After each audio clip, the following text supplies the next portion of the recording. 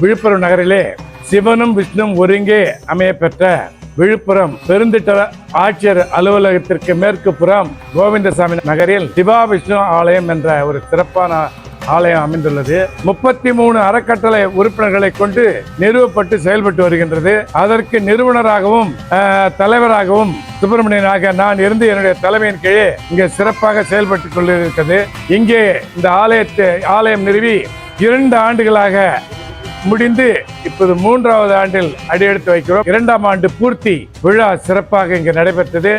இதுவரைக்கும் யூடியூப் சார்பாக 1.5 லட்சத்திற்கு பேருக்கு மேலாக இந்த எங்களுடைய கோவில் மொபைல் மூலமாக கண்டு இதில் அனைத்து பக்த கோடிகளும் இந்த ஆலயத்திற்கு வந்து தரிசித்து அமிர்தகடேஸ்வரர், அபிராமி அம்மாள் மற்றும் விஷ்ணு ஆகியோருடைய அருளை பெற்று நல்லபடியாக வாழ வேண்டும் என இந்த நிறுவனத்தின் சார்பாக கேட்டுக்கொள்கிறோம்.